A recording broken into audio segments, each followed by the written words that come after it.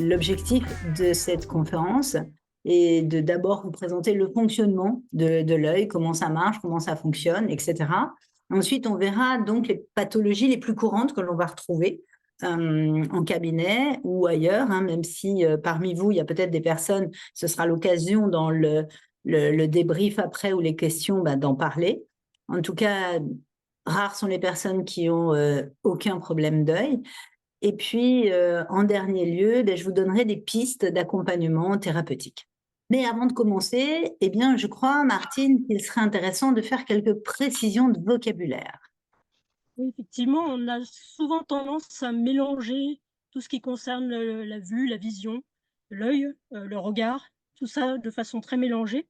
Donc je vais préciser, l'œil, c'est vraiment le capteur de l'information visuelle sous forme de fréquences lumineuses, alors que la vue parle de notre capacité à voir et la vision, c'est le traitement par le cerveau de ce qui est vu dans le but de préserver notre sécurité. L'œil et le cerveau sont issus du même feuillet embryonnaire et sont donc étroitement liés. Donc l'œil, il capte ce signal lumineux de l'extérieur et c'est transféré, au niveau de la rétine et du nerf optique, et c'est transformé en signal, électrique. Puis, c'est envoyé, via le cerveau aux aires, cérébrales, du cortex visuel qui sont, dans la partie, postérieure de la tête. Où il y a effectivement vraiment le traitement de l'information. Donc c'est le cortex, visuel occipital donc qui enregistre ces informations teintées des émotions et du moment, afin d'interpréter notre environnement et de donner du sens. La vision, c'est vraiment le au centre de nos interactions avec le monde extérieur. C'est la vision qui nous donne, la possibilité d'identifier tout ce qui nous entoure, de reconnaître les personnes et les objets et les dangers éventuels. Elle nous permet aussi d'agir sur eux et de guider nos différents comportements. Donc, ça veut dire que nos yeux captent l'info et gardent la mémoire de nos émotions. Mais du coup, c'est pas un hasard si de fortes émotions peuvent brouiller la vue ou au contraire en améliorer l'acuité. Alors, comment l'œil peut-il être victime de nos émotions? On l'a vu, l'information visuelle, elle est interprétée en fonction des images que la personne a déjà réceptionnées et de leur impact émotionnel. Selon un célèbre opticien optomètre de l'Université de Paris, Pascal Barbet, les yeux sont physiologiquement réactifs aux émotions et tensions liées au stress. Chaque stress s'imprime soit transitoirement, soit de façon pérenne, s'il est répété, sur la structure anatomique de l'œil. Cette déformation va impacter la vision à moyen ou à long terme, avec par exemple une perte d'acuité visuelle, une déformation de la vision ou des symptômes locaux. Et donc, en fait, ce sont ces stress que nous allons petit à petit identifier, hein, parce que, en fait, le stress, c'est un mot précisément fou. Hein, donc, le décodage, en fait, va mettre en lumière, lui, des liens très précis entre un ressenti émotionnel et une pathologie. Mais avant d'aborder le décodage de façon spécifique, voyons avec Martine, finalement, comment ça fonctionne un œil. Alors, dans un œil dit normal, donc qui n'est pas objet de pathologie, la lumière converge très exactement sur la rétine en un point d'une taille d'1 millimètre environ qui s'appelle la macula.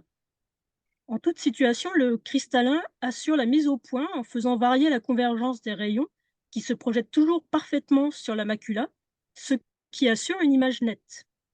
Le fonctionnement d'un œil, si on veut être un peu imagé, c'est un peu comme une chambre noire d'un appareil photo pour ceux et celles qui savent encore ce que c'est, donc les plus anciens d'entre nous ou les plus esthètes de la photographie. Donc, si on essaie de faire le parallèle, donc la cornée, c'est la première lentille qui est traversée par la lumière et elle peut être comparée à la première lentille de l'appareil photo. Le cristallin permet, lui, la mise au point ou focus et peut être comparé à l'objectif de l'appareil photo. La pupille et l'iris, eux, permettent d'ajuster la quantité de lumière transmise et peuvent être comparés au diaphragme de l'appareil photo.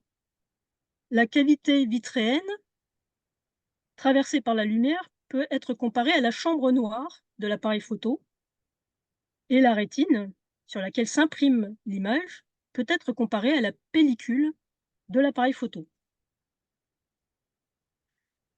On a parlé de l'œil, mais c'est quoi précisément les liens avec les ressentis émotionnels, Béatrice? Avant de présenter les détails, il y a des points communs à toutes ces problématiques de vision? Mais tout à fait. En fait, dès qu'on aborde la problématique de vue, il est indispensable de garder plusieurs éléments en mémoire, et parce qu'il y a des points qui vont être communs, des points généraux. Le premier point, eh bien, c'est la difficulté à voir, à accepter la réalité telle qu'elle est. Presque un peu déconnecté, avec une vision utopique bien souvent du monde. C'est-à-dire que, en fait, on pourrait dire que ces personnes pensent les choses de cette façon. Je ne veux pas voir la réalité extérieure telle qu'elle est. Je ne veux pas me laisser voir non plus telle que je suis. L'autre point important et commun, eh bien, c'est la notion de danger et de peur, qui peuvent être frontales. La peur par devant, ce qu'on appelle fréquemment en décodage la peur par devant, mais également arrière, c'est-à-dire la peur par derrière, siège des relais cérébraux. La vigilance, le contrôle sont ainsi des besoins inhérents aux troubles de la vision. Nos ancêtres, d'ailleurs, dans les cavernes, devaient être vigilants et aux aguets pour se protéger des prédateurs. Aujourd'hui, l'insécurité est partout. La notion d'information aussi est importante, l'information transmise. La relation à l'autre, au monde extérieur, pour les spécialistes en décodage, nous percevons l'importance du système de relation du 4e étage. Les symptômes visuels vont transformer ou déformer les informations reçues et peuvent ainsi amplifier les problématiques de vision. C'est un peu comme un auto-déclenchant. Mon œil est déformé, je déforme la réalité et je vais en vivre en boucle comme ça des problématiques. Un autre point commun, eh bien, c'est la notion de mémoire de danger, hein, mais également filtre d'interprétation. Donc, je mémorise et je filtre et j'interprète ce qui est vu. Je ne peux pas voir ce que je ne connais pas et je focalise mon attention sur ce que j'ai déjà vu. Cette fameuse attente perceptive dont a parlé Martine tout à l'heure. Donc, ça veut dire aussi que les héritages transmis par nos parents, nos aïeux, positifs ou non, ou négatifs, eh bien, déterminent inconsciemment cette mémoire, ce filtre de notre façon de voir le monde. Et donc, par rapport à ça, plusieurs réactions peuvent être possibles, hein, que l'on retrouvera de façon commune. C'est d'abord le besoin de voir, d'accord, pour mieux voir le danger, première possibilité. Deuxième possibilité, besoin de ne pas voir pour ne pas être en contact avec le danger. Et puis, il y aura aussi besoin de ne pas être vu avec l'illusion que si je ne vois pas, eh bien, l'autre ne me voit pas. Ce que l'on peut appeler le conflit de l'autruche. Donc tu nous parles des similitudes, mais il y a bien des différences entre l'œil droit et l'œil gauche? Eh bien oui, Martine. Donc,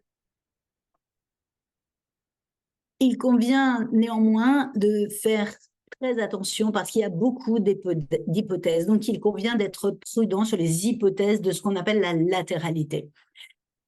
Il y a plusieurs interprétations possibles, mais elles sont à proposer en gardant en mémoire toujours que chaque personne est unique et donc peut avoir sa propre symbolique, sa propre mémoire, sa propre perception. Ce qui nous paraît essentiel est le fait que notre regard sur la latéralité oculaire est de mettre en avant, en fait, un point essentiel, c'est l'œil directeur. Celui qui donne l'information principale. Cet œil directeur, c'est celui qu'on utilise pour viser une cible. Il est donc primordial de le déterminer pour tout décodage. En fin pendant les questions, peut-être vous me poserez la question de savoir comment on le détermine et on verra ça plus tard. Cet œil est donc celui, en fait, puisque c'est celui qui est primordial pour déterminer la cible, eh bien c'est celui qui est orienté sur le danger, sur la vigilance, sur l'agression extérieure. Et l'autre œil, celui qui n'est pas directeur, eh bien lui sera tourné vers l'affectif, vers l'intime, vers l'intérieur. Si vous avez le mauvais œil et qu'il ne vous reste plus qu'un seul œil, eh bien, ce sera que ce soit le droit ou le gauche, votre œil directeur, ce sera cet œil-là. Hein, donc, il faut faire attention aussi à des problématiques où des personnes ont perdu un œil et forcément cet œil-là sera l'œil directeur. Donc ça, c'est notre présentation principale. Il est important hein, de repérer ça, mais d'autres décodages existent dans la littérature du décodage, notamment l'œil gauche. Dans certaines littératures, on verra que l'œil gauche est orienté sur ce qui est lointain, sur l'extérieur, et évoque donc des ressentis extérieurs, alors que l'œil droit, lui, eh bien, il est plus sensible au monde affectif, à la reconnaissance de soi, à l'intimité. Une autre grille de lecture, elle met en évidence une autre distinction, en particulier pour les pathologies dont on parlera tout à l'heure, les pathologies des tissus du 4e étage. Eh bien, l'œil gauche, eh bien, doit montrer ou ne pas montrer une image de soi. C'est la notion d'image qui sort ou qui sort de soi que l'on ne veut pas que l'autre voie. Donc, pour être en sécurité, je ne veux pas que l'autre voie cette image de moi, que cette image sorte de moi. Alors que l'œil droit, lui, eh bien, doit recevoir ou non une image extérieure. Donc, pour être en sécurité, je ne veux pas voir cette image rentrer à l'intérieur de moi. Tu nous avais parlé de précision et Martine, mais est-ce que tu peux nous éclairer du coup sur ces troubles de la vision qu'on retrouve très fréquemment hein, que peut-on dire par exemple de la myopie qui concerne à peu près 30% de la population et qui ne cesse d'augmenter? La myopie, c'est une pathologie qui modifie la forme de l'œil. C'est un trouble de l'accommodation qui empêche de voir correctement de loin, mais la vision de près est préservée. Dans cette pathologie, l'œil est trop long et l'image se forme en avant de la rétine, donc en avant des récepteurs de l'image, donc l'image est floue.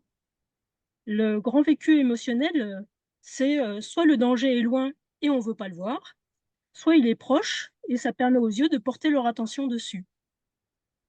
Comme ça peut résulter de tensions des muscles sur le globe oculaire, on pourrait ajouter la tonalité d'impuissance à regarder la réalité telle qu'elle est, dont tu as parlé tout à l'heure. Quand je parle de lointain, ça peut être aussi du lointain temporel, ce n'est pas que du lointain spatial. Ça peut être, par exemple, redouter un décès, une naissance d'un frère ou d'une sœur, ou une transition de vie. L'œil donc prend l'information majoritairement proche de soi et on pourrait aussi explorer avec prudence que la personne qui porte la myopie met à distance inconsciemment le monde et les autres qu'il peut considérer comme un danger. Le monde peut être vécu comme menaçant. Le sentiment qui domine, c'est un sentiment d'insécurité dont tu avais déjà parlé. Cette sécurité, il la trouve dans une bulle proche qu'il peut surveiller si un danger survient. Et dans la myopie, en fait, l'œil est trop long. Dans l'hypermétropie, au contraire, eh bien, l'œil est trop court, n'est-ce pas? Oui, tout à fait et du coup, le vécu de l'hypermétrope, c'est un peu l'inverse. L'œil est trop court et donc la cornée peut être trop plate, par exemple et la forme de l'œil est affectée. L'image va au-delà de la rétine et donc elle n'est pas nette sur la rétine. Le lointain est net, mais ce qui est proche est flou. Donc le vécu émotionnel qu'on peut trouver, c'est, le danger est proche, mais je ne veux pas le voir ou, je regarde plus précisément au loin le danger pour être en sécurité et ça peut dénoter le fait que je regarde plus précis ça peut dénoter un besoin de prendre du recul, en fait, sur ce qui est proche de soi. C'est un peu comme s'il y avait une sorte de refus de se voir tel que l'on est, préférer regarder à l'extérieur, les autres, au loin, plutôt que soi et son intérieur. C'est un peu comme si la personne avait besoin de prendre de l'information loin d'elle, comme en référence externe, comme si c'était l'information la plus importante pour elle, au risque de s'oublier. Ça dénoterait un manque de confiance en soi et en ses repères proches. Ça peut aussi être une personne qui s'oublie au profit des autres. Alors attention, je ne dis pas que la myopie, ça veut dire forcément référence interne et l'hypermétropie référence externe. tout dépend du vécu de la personne et de la confiance qu'elle a en elle-même.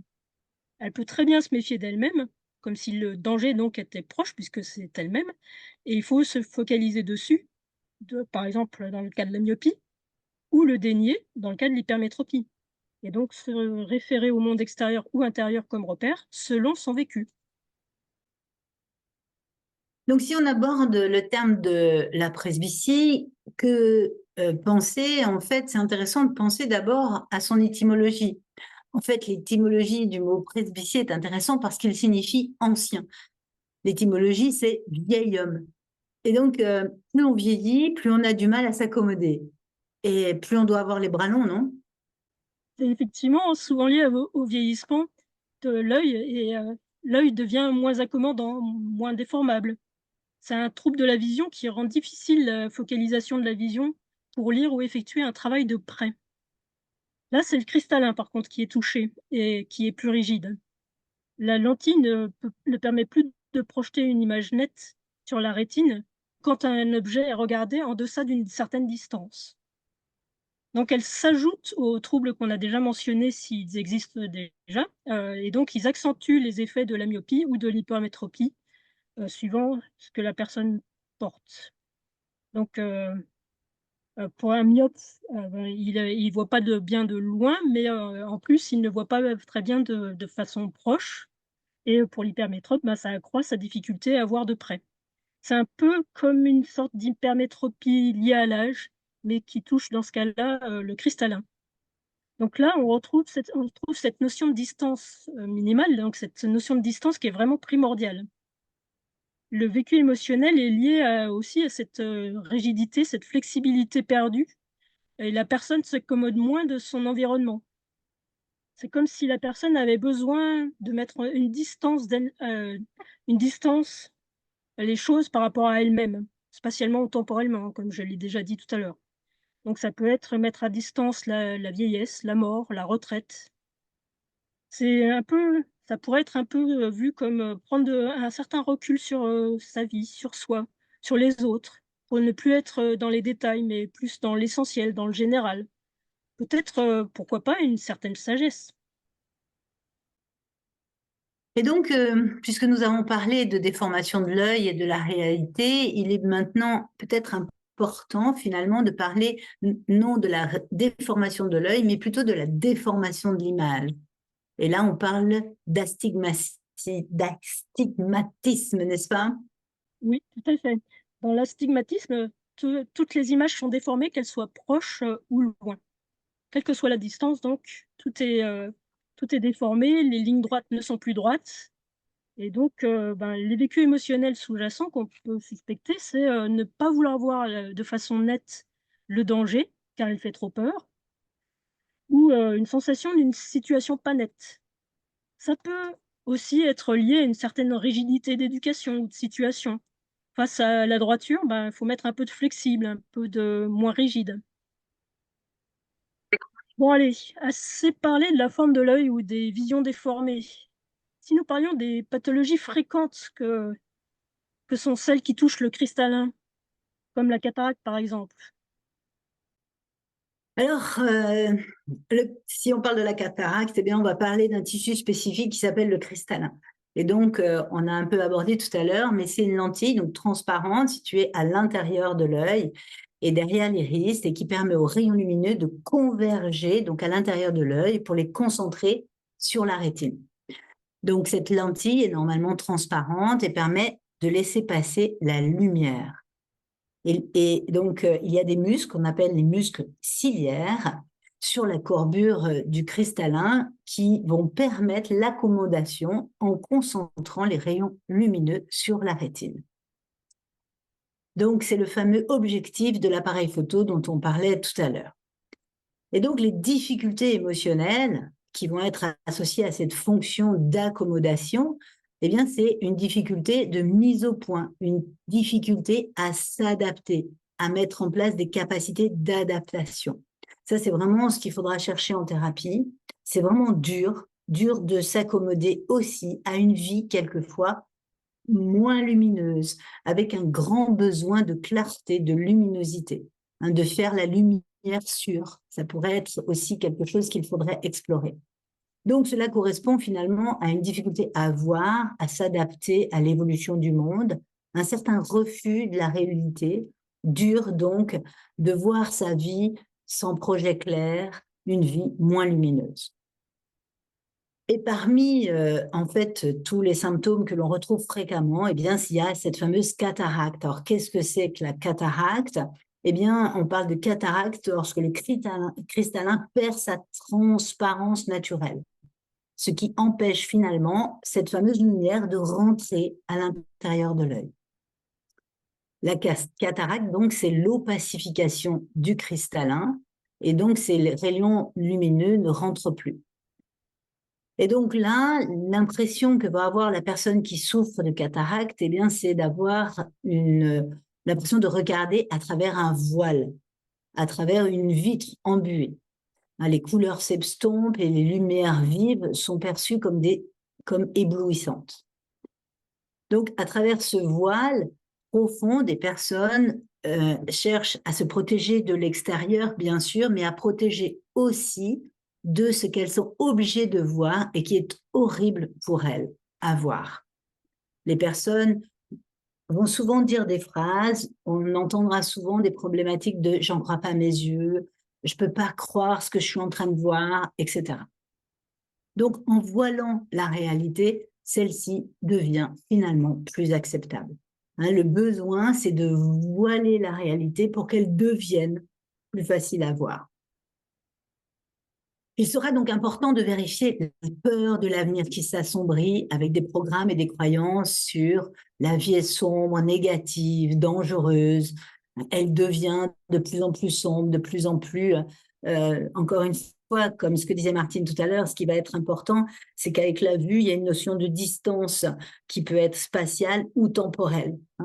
Ce voile peut donc protéger mon regard, ma vision intérieure, mais également empêcher que l'autre, comme on mettrait des volets à l'intérieur, des rideaux à l'intérieur de sa maison, eh bien, ça permet aussi que l'autre qui est extérieur à moi mette de la lumière sur mon intérieur, que l'autre voit mes émotions, que l'autre voit ma colère, par exemple. Que peux-tu nous faire entrevoir des pathologies qui peuvent toucher la rétine? Alors la rétine, c'est une autre fonction. La rétine, c'est la membrane que l'on voit ici à l'écran. C'est la membrane fine et transparente en fait qui tapisse le fond de l'œil. Donc c'est l'enveloppe interne de la partie postérieure du globe oculaire. Elle est composée en fait de tissus nerveux et de cellules épithéliales. Donc pour les spécialistes en décodage, vous entendez le tissu nerveux et le système de contact. Donc la rétine, c'est la partie en fait photosensible qui reçoit les impulsions lumineuses et les transforme en influx nerveux jusqu'au cortex visuel. En fait, c'est le départ du processus de la vision. Donc les maladies de la rétine, de manière générale, de manière globale, eh bien, c'est comme si sont en fait le résultat d'un instant, d'une image reçue et d'un instant de cette image, d'une image reçue qui s'est fixée comme une photo, voilà, qui se serait fixée, un instantané qui peut durer. Et ces instants sont spécifiques, bien sûr, mais souvent ce sont des instants de peur, des instants d'horreur dont on ne peut se défaire. N'oubliez pas, elle doit être collée. C'est des instants dont on ne peut se décoller d'ailleurs. Une peur par derrière, ça aussi c'est ce qu'on va retrouver. Donc une image de peur par derrière, comme ça, avec le besoin sans cesse d'être aux aguets. Notez que sécurité, aguet, tout ça, ce sont des mots qui vont parler des problématiques oculaires. Le danger nous guette et nous menace. Et donc, très fréquemment, c'est des personnes qui vont arriver avec un grand sentiment d'insécurité. Ce ne sont pas des ressentis, c'est vraiment un sentiment d'insécurité sans même savoir toujours d'où il vient. Tu peux préciser un peu ce que c'est que ce décollement de la rétine?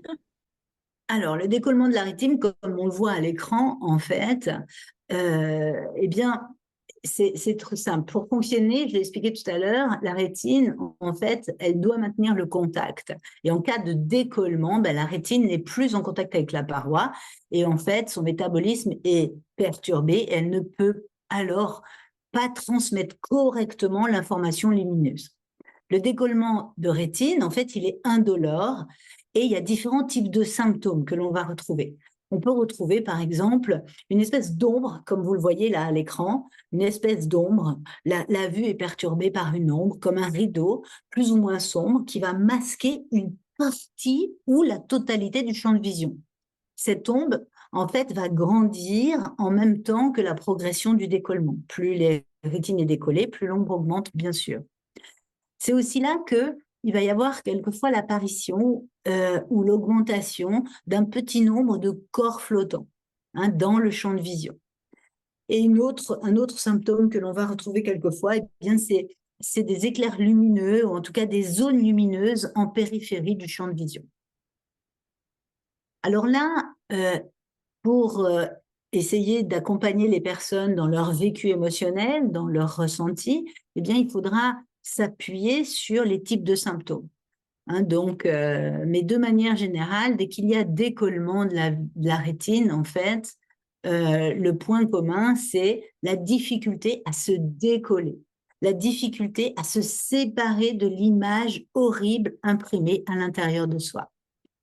La peur de voir des choses ou d'avoir vu des choses difficiles. Souvent, la peur aussi d'être coincé. N'oubliez pas, il y a la peur par derrière, donc on peut être coincé sans pouvoir se décoller. Alors maintenant, s'il s'agit de zone d'ombre, le sens du symptôme de faire de l'ombre, de mettre une zone d'ombre, c'est de mettre de l'ombre, d'éteindre, de mettre une zone d'ombre sur ce qui est insupportable. Comme si on voulait déchirer l'image, comme si on voulait finalement se séparer de cette image insupportable.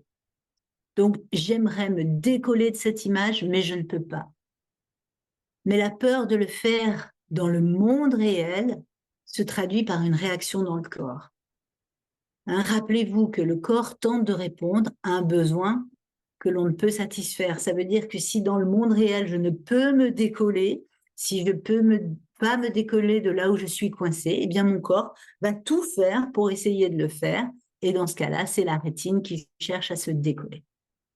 Pour les corps flottants, eh bien c'est un petit peu différent parce que là, le besoin n'est pas de masquer, de mettre une zone d'ombre, c'est au contraire de cacher certaines petites parties, certains points spécifiques, comme si on avait une grande image, un puzzle, et il faut cacher certaines zones du puzzle. Quant aux éclairs lumineux, eh bien là, le besoin est au contraire, bien souvent, de faire la lumière, un besoin de lumière, de vérité, d'éclairage, sur des points sombres, justement. Donc, dans certains cas, des éclairs lumineux, il sera aussi possible de vérifier si les personnes n'ont pas peur d'une autorité. La lumière, c'est souvent lié à l'autorité, au père. Donc, de façon symbolique, il faudra chercher, quelle est cette lumière qui est là et voilà, avec lequel je suis en difficulté. D'accord, tu nous parles de cette tâche peut-être en périphérie, mais quand la tâche apparaît au centre de la vision, de façon continue, tu vois ce que je veux dire? Ah oui, là, tu veux parler en fait de la DMLA. Alors, la DMLA, c'est aussi une pathologie très, très importante qui fait partie des pathologies les plus importantes au monde, je crois. Donc là, c'est la dégénérescence maculaire liée à l'âge. Et donc, il y a plein de types de DMLA et en fait, ça touche la macula. Donc, la macula, on l'a vu tout à l'heure avec Martine, c'est la zone centrale de la rétine où l'acuité visuelle est maximale. Donc, elle est entièrement composée de photorécepteurs hypersensibles qui permettent, et c'est ça les mots qu'il faudra retenir, la précision de la vision des couleurs, qui permettent en fait la qualité de vision au centre du champ visuel. Donc la macula elle a un rôle essentiel dans la précision des activités, la fixation du regard, la reconnaissance des détails, la précision du geste. Elle intervient bien sûr dans la lecture, dans la conduite automobile, etc. Mais pour ce qui est du décodage, retenez fixation du regard, hein, précision et reconnaissance. Donc, qu'est-ce que c'est que cette maladie? La DMLA est provoquée par une dégénérescence progressive de la macula. Et la perte de la vision est centrale, comme vous le voyez sur l'image, et se produit au fil des ans. Et encore une fois, est indolore. Et la plupart des patients conservent suffisamment de vision pour lire ou conduire. Et donc, quelle est la vision du décodage sur cette fameuse DMLA?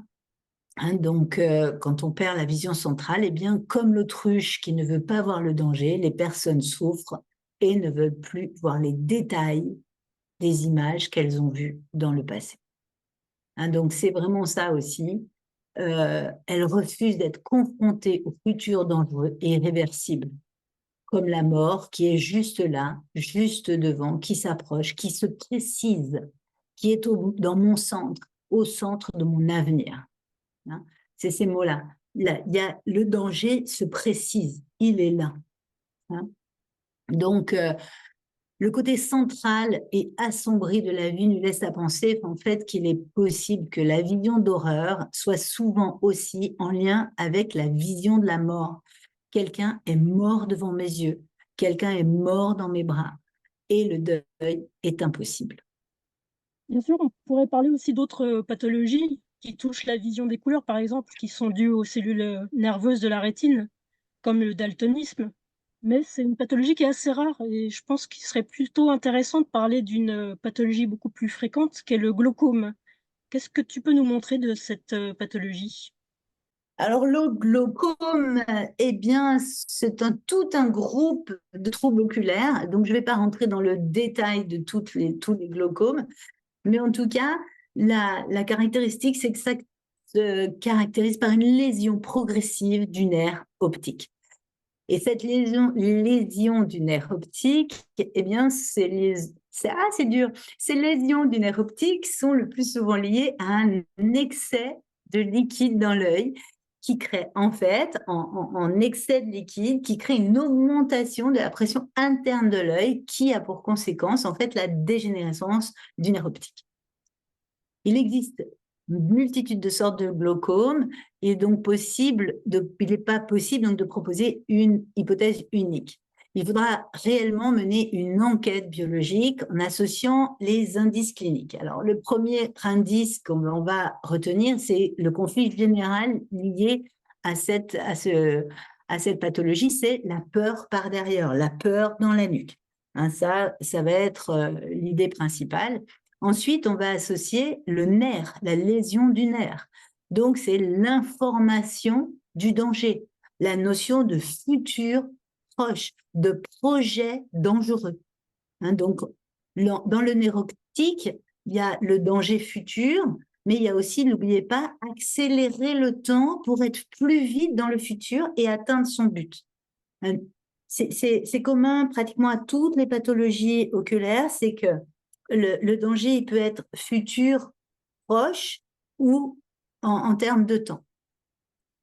Ensuite, il y a une autre particularité, c'est l'excès de liquide. Cet excès de liquide, eh bien, c'est comme si l'œil, avec beaucoup de liquide, eh bien, était chercher le contact avec l'information visuelle.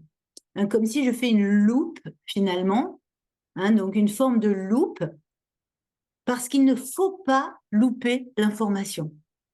C'est souvent des personnes qui ont une pression pour être tout près de la réussite. J'y étais presque, je l'ai loupé de peu. D'accord ? Et donc, il y a cette notion de pression pour être proche de la réussite. Et puis, l'autre intérêt de la loupe, eh bien, c'est qu'il faut grossir pour mieux voir. Besoin de se rapprocher de l'information visuelle, comme s'approcher du danger pour pouvoir l'éviter. Donc, c'est les personnes qui vont faire des loupes et s'approcher du danger. Ensuite, avec l'excès de liquide, il y a d'autres hypothèses qui sont possibles. La notion, par exemple, de perte de repères visuels.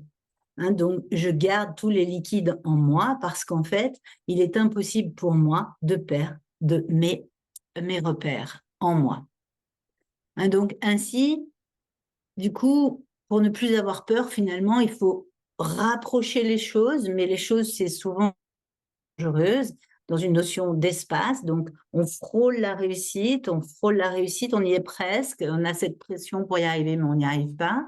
Se rapprocher le futur, hein, donc cette notion de prévenir de danger. Si je vois mieux les choses, eh bien, je peux me prévenir du danger.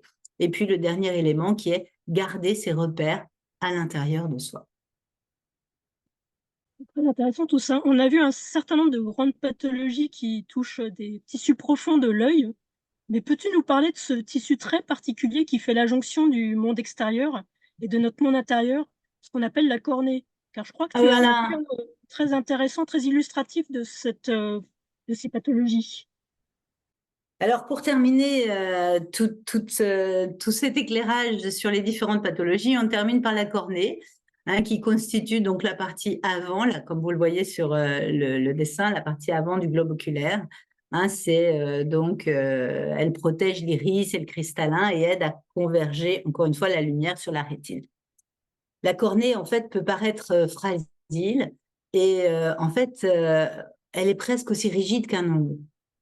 Cependant, elle est très sensible au toucher. En fait, la cornée, pour les spécialistes en décodage, là, correspond à la peau. Elle est directement en contact avec l'extérieur. Hein, donc, c'est la limite entre l'extérieur et l'intérieur. Et donc, les principaux vécus émotionnels seront, eh bien, comme pour la peau, la séparation, des problématiques de séparation, de manque de contact, ou au contraire, un contact imposé, ou encore les deux en même temps. Hein, donc, un contact imposé douloureux et on est séparé d'une image qu'on aimerait voir. Donc, le vécu émotionnel, donc de séparation, c'est devoir cacher quelque chose et surtout que cela ne se voit pas. Et dans ce cas-là, le mot cacher, c'est une forme de perte de contact. En cachant, je me sépare de. Je me sépare de la mémoire, je me sépare de quelque chose. En tout cas, il y a quelque chose que je cache et je perds le contact. Et puis, pour être en sécurité, eh bien, l'autre ne doit pas voir ce qu'il y a à l'intérieur de moi. Hein, la notion de limite entre soi et les autres. Alors, pour illustrer un petit peu cette pathologie, eh bien, je voulais vous raconter l'histoire d'une personne, en fait, qui, à la naissance de son premier enfant, a une pathologie des yeux, une pathologie infectieuse. Alors, c'est une personne qui a une grande fragilité au niveau des yeux, puisqu'elle a déjà eu 2 greffes de cornée, dont la première a eu lieu aux alentours d'1 an, qui n'a pas pris, une deuxième un peu plus tard.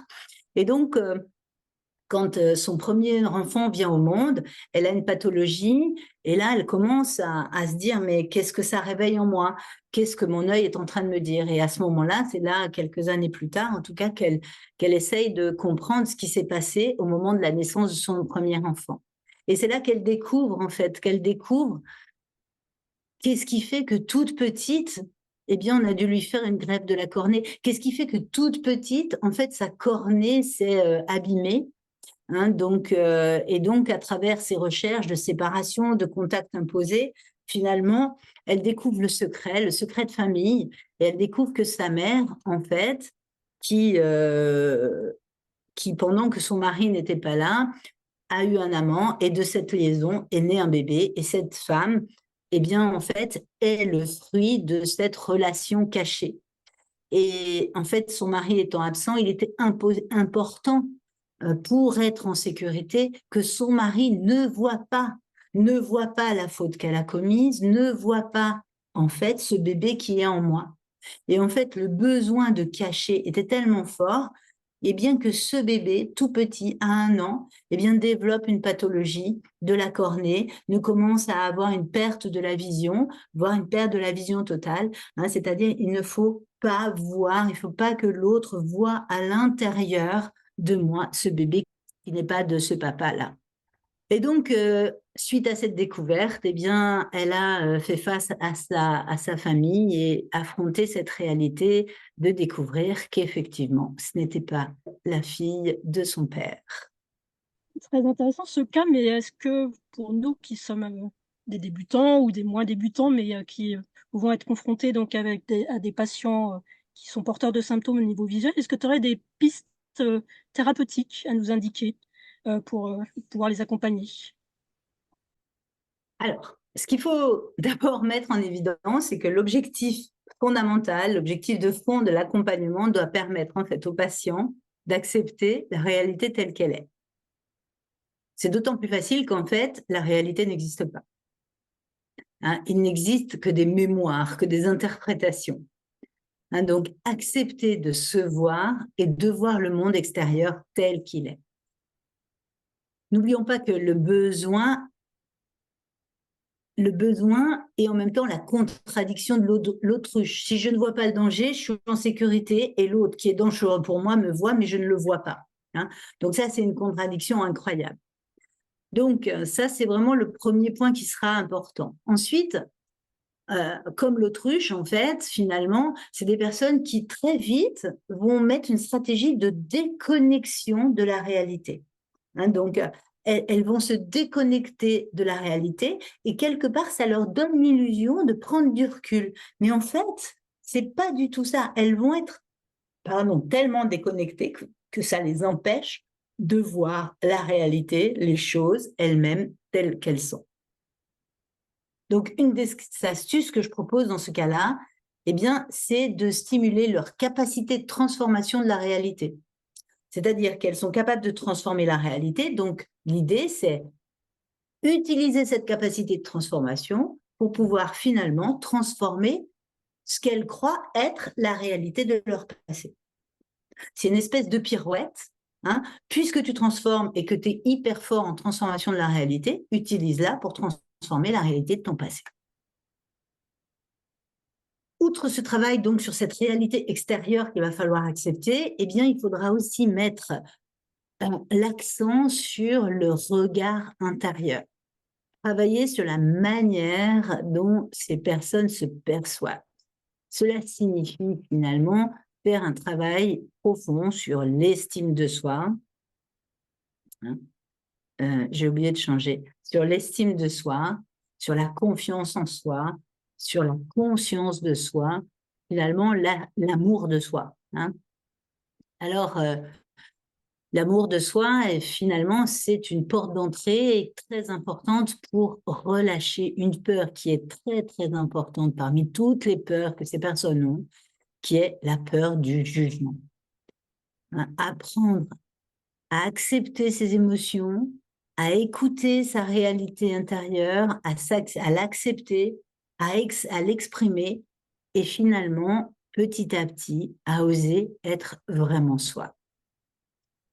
Donc, le travail thérapeutique, après, il faudra aussi aller encore un petit peu plus loin et permettre aux personnes d'oser faire face, d'oser regarder ce qui leur fait face, ce qui leur fait peur. C'est-à-dire faire face au lieu d'effacer ou de s'effacer. Hein, ça, c'est vraiment l'important va être là. Vas-y, fais face et cesse d'effacer le monde ou de t'effacer du monde. Et donc là, il faudra chercher, bien évidemment, d'où vient cette peur par derrière, quelle est la mémoire de danger par derrière dans la vie de la personne ou dans ses ascendants. Donc, ce sera une étape importante pour aller voir, pour aller en tout cas vers une transformation, car on ne peut pas transformer ce que l'on ne voit pas. Tant que je ne vois pas le danger, je ne peux pas le transformer.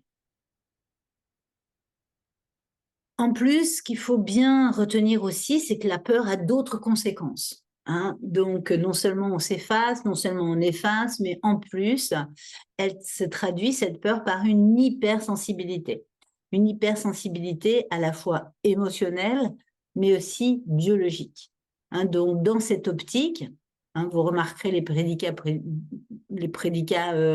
visuels. Hein. Donc, dans cette optique, je répète, tous les protocoles stimulant la sécurité intérieure seront les bienvenus, seront positifs.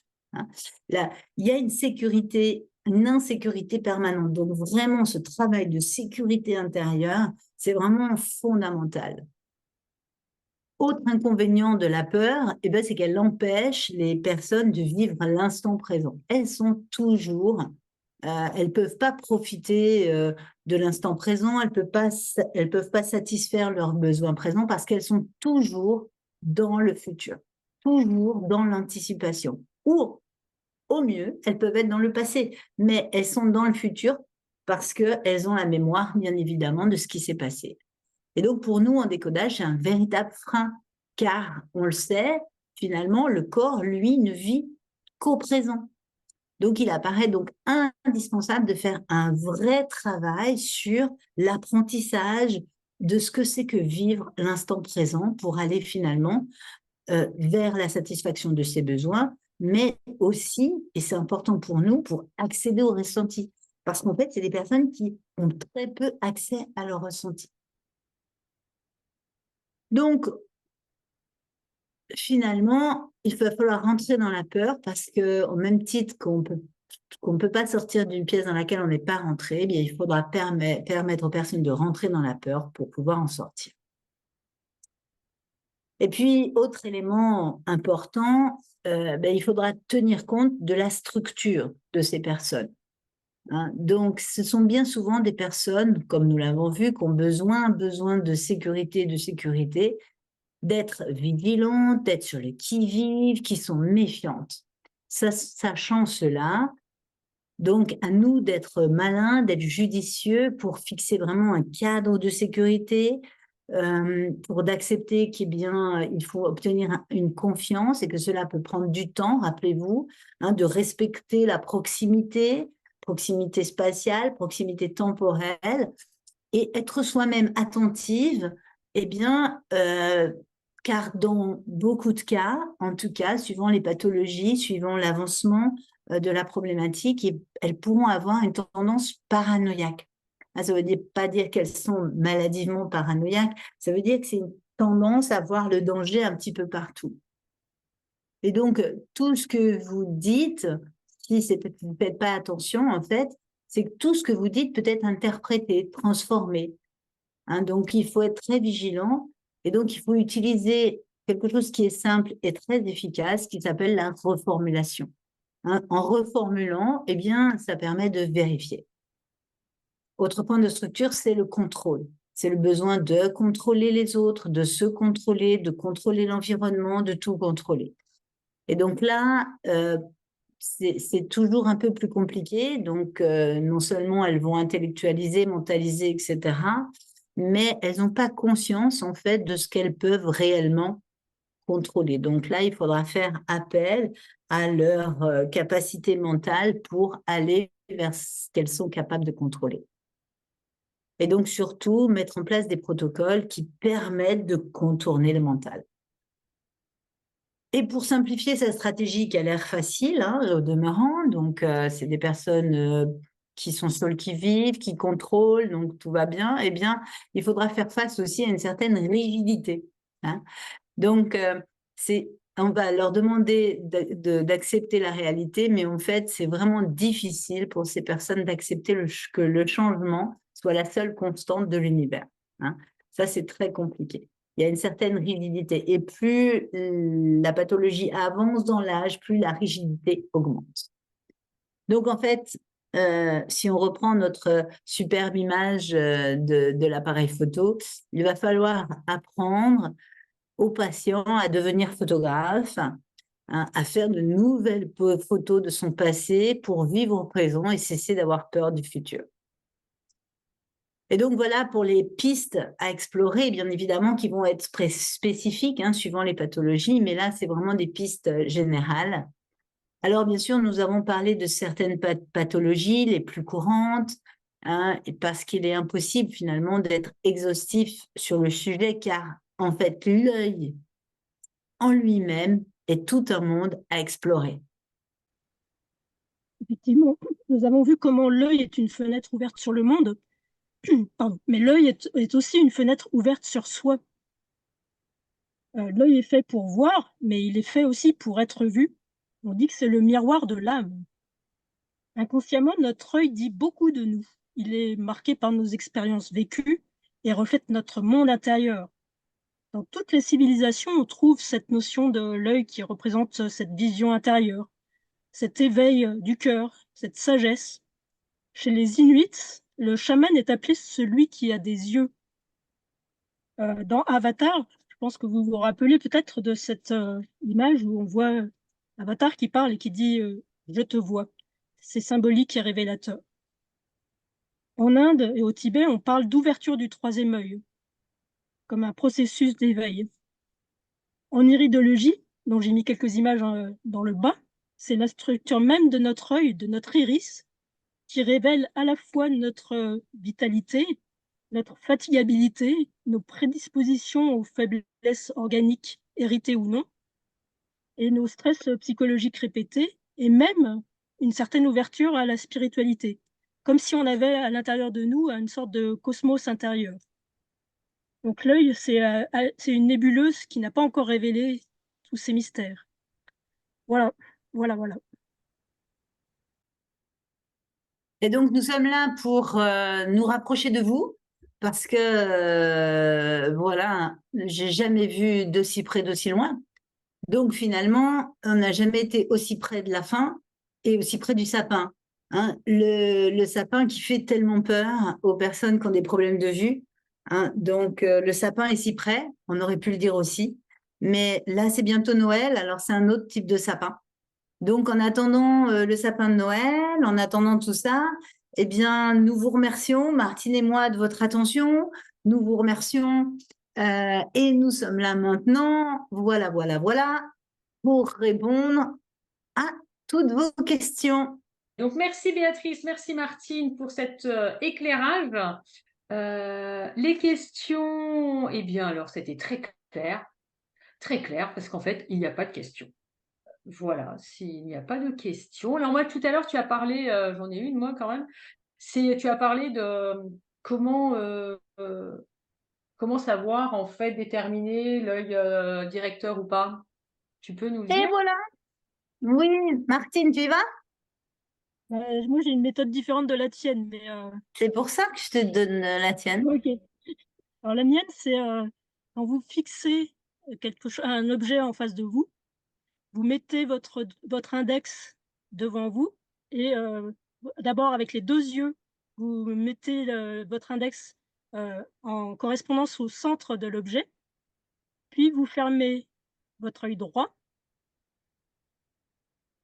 ou votre œil droit, pardon, je suis à l'inverse de vous, et vous regardez si ça a dévié un petit peu votre index. Vous revenez avec les deux yeux ouverts, vous laissez au centre le plus possible et vous fermez avec l'œil gauche. Et finalement, l'œil directeur, c'est celui qui donne l'image la plus proche de l'image avec les deux yeux. D'accord. Voilà. C'est celui en fait qui est vraiment le directeur qui donne l'information la plus importante au cerveau. Voilà. Alors, moi, j'ai une technique plus de thérapeute, en fait, pour vérifier. Vous savez, il ne faut pas croire les patients forcément toujours sur parole, hein, même si on peut les croire. En fait, l'idée là est un peu différente. C'est-à-dire que voilà, c'est le thérapeute qui va mettre les mains comme ça, aussi proche que ça. J'essaie de m'éloigner pour qu'on voit à peu près. D'accord? Et donc, par exemple, là, c'est vous qui êtes thérapeute, ok? Je vise ma caméra et j'enlève mes lunettes pour que vous voyez mieux. Quel est l'œil que vous voyez dans la caméra?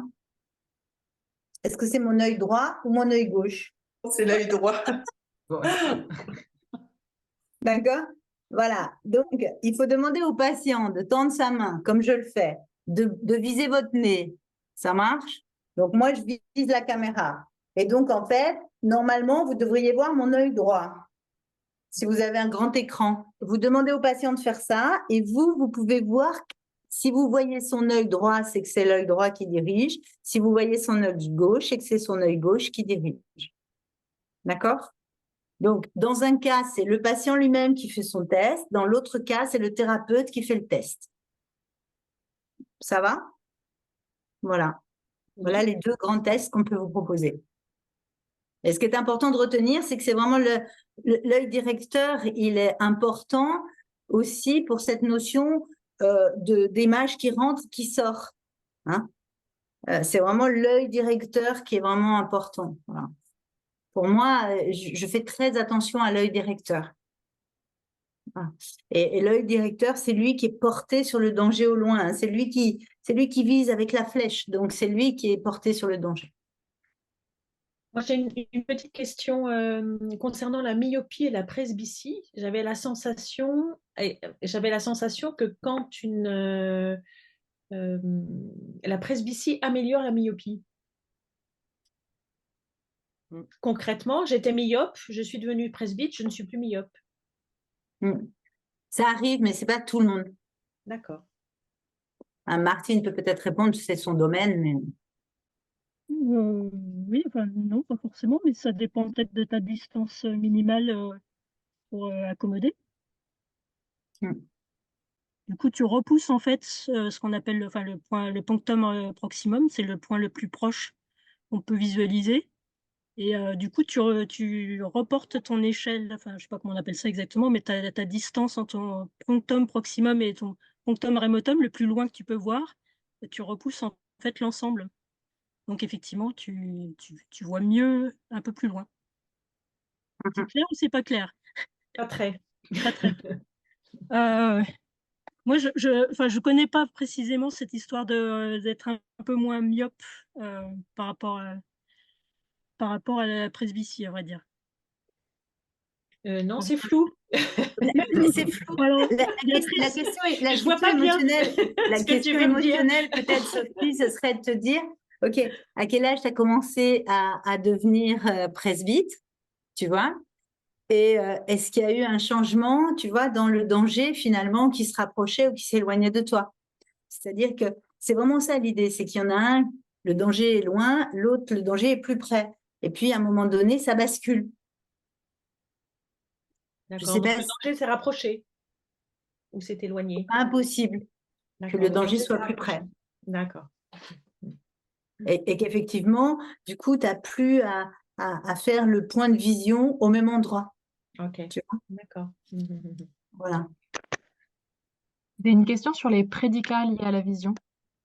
Oui. À parler tu vois, et bon, ça, je pense que...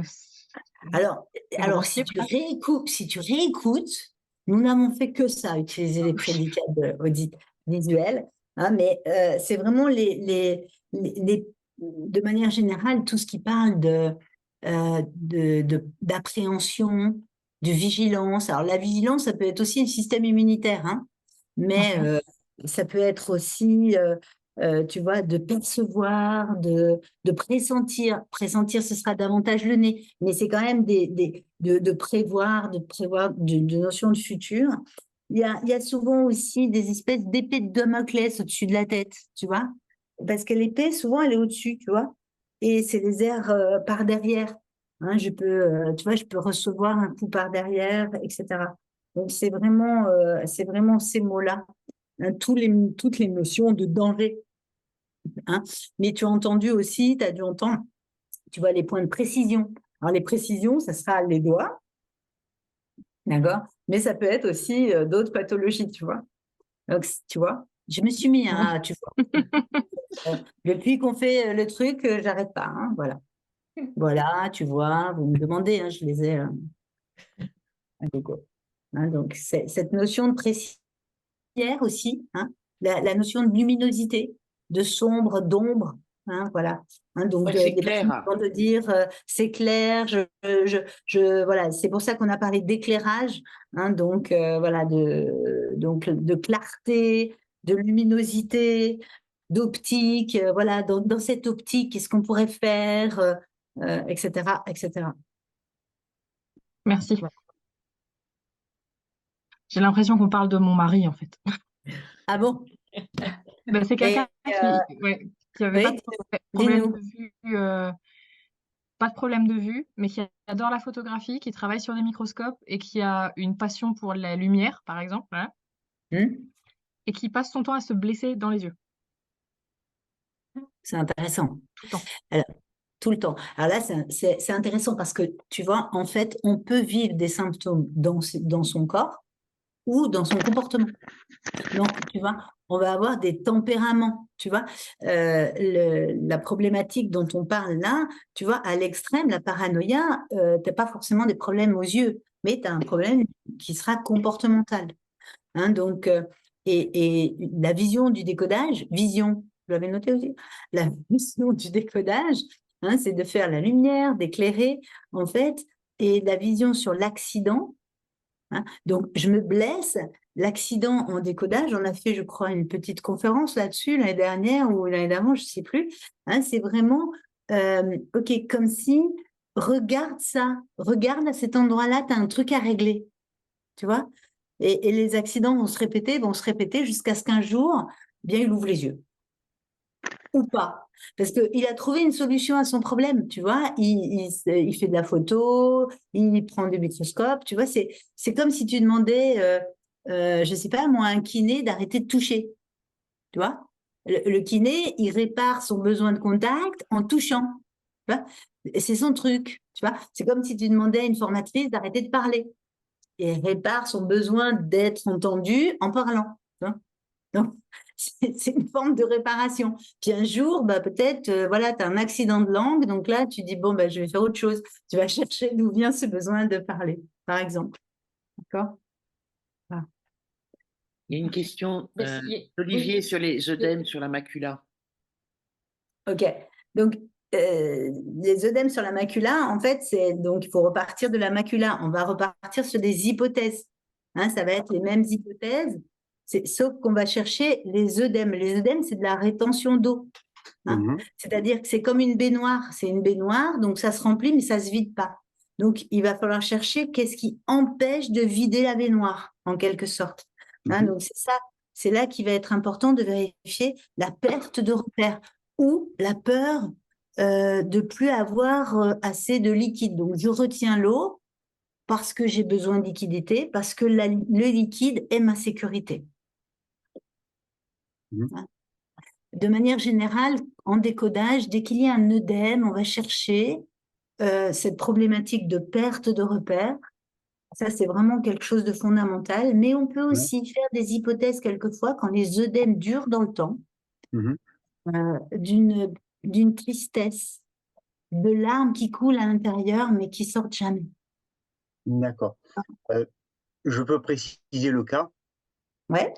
En fait, c'est une femme qui a 43 ans ou 44 ans, qui a eu un cancer du sein détecté là il y a quelques mois. Elle en est au 3e mois de chimio et se déclenche. La chimio a été interrompue là il y a 15 jours, 3 semaines parce qu'il y a des œdèmes dans les yeux.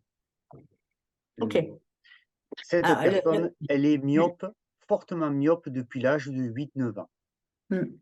Donc, la problématique des œdèmes, hein, c'est que ça va créer une pression à l'intérieur de l'œil. Oui. Donc, c'est ce que j'expliquais tout à l'heure avec la pression interne de l'œil et en fait, après, ça va créer des problématiques au niveau des nerfs optiques. Hein. Donc, et c'est ça le danger, hein, c'est la perte de vision. Donc, ce qu'il faudrait vérifier avec elle, en tout cas, c'est donc elle est myope, ça veut dire que donc elle voit pas au loin, ça veut dire que soit elle, encore une fois, hein, c'est toujours pareil, soit elle veut pas voir le danger, d'accord, comme l'autruche qui est loin, soit elle veut voir le danger qui est près, d'accord, c'est voilà. Mais en tout cas, voilà, qu'est-ce qu'elle vit comme dangereux, qu'est-ce qui est en face de ses yeux qui lui fait perdre tous ses repères. Tu vois, si d'un seul coup la chimio, hein, donc la chimio réveille peut-être, voilà, c'est une perte de repère, je vais mourir, tu vois, comment elle voit son futur. C'est vraiment l'interroger là-dessus, sur sa grande peur qui est là. Hein, donc là, ça peut être une peur par derrière ou cette fameuse épée de Damoclès. Hein, le cancer, c'est vécu, tu vois, non seulement tu as l'annonce, mais tu as aussi qu'est-ce qui va arriver après. Hein, parce que tu as un premier examen, puis tu en as un deuxième, puis tu en as un troisième, et puis tu as l'épée qui est au-dessus de ta tête et qui dit waouh, c'est une problématique, tu vois. Donc, voilà. Après, voilà, il y aurait plein de décodages à faire, mais voilà, il faut aussi peut-être voir cette notion de loupe, en tout cas, hein, donc de mettre vraiment, voilà, je dois mieux voir pour faire face au danger aussi. Tu vois, je dois faire comme ce que j'ai expliqué tout à l'heure avec la loupe. Ok. Merci. Voilà. J'ai une question sur l'uvéite. Oui. Et donc, Oui, le décodage, le décodage de l'uvéite, ou en tout cas le mécanisme de l'uvéite. alors, l'uvéite, qu'est-ce qu'on avait à dire sur l'uvéite qu'on n'a pas dit? J'ai mes fiches de révision. Si vous voulez, je peux vous lire ce que j'avais noté. Alors, l'uvéite, déjà, c'est une inflammation. Le conflit, je me sens agressée, je veux protéger à l'intérieur de mon œil, protéger symboliquement les images que j'ai dans mon œil, protéger ma Ouais. vision du monde. C'est tout à fait juste, mais pas très spécifique. Quelle est la fonction de, je sais pas, quelle est la pathologie? Il faudrait repartir de la fonction, à quoi ça sert dans l'œil, et ensuite quels sont les symptômes. Donc c'est une inflammation, si on part de là, donc dans l'inflammation. L'UV, c'est une enveloppe de protection. Voilà. Hein, donc l'inflammation, on est d'accord que ce sera peut-être une phase de réparation, donc à vérifier. Hein, donc, qu'est-ce que j'ai réparé? Voilà, quelle est l'image qui m'agressait et que j'ai réussi à effacer ou à transformer à l'intérieur de moi. Hein, donc, à travers l'inflammation, j'ai recherché cette possibilité de je suis sortie de la problématique, de mon agression, hein, voilà, de cette image qui m'agresse. Voilà. Tu voudrais rajouter quelque chose, Martine? En fait, il y a aussi la choroïde qui est dedans, et la choroïde, elle est fortement vascularisée dans l'enveloppe, dans l'UV. L'UV, ça comprend à la fois l'iris, le corps ciliaire et la choroïde.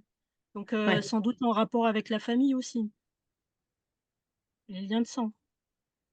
Parce que très vascularisé, peut-être. Non? Potentiellement.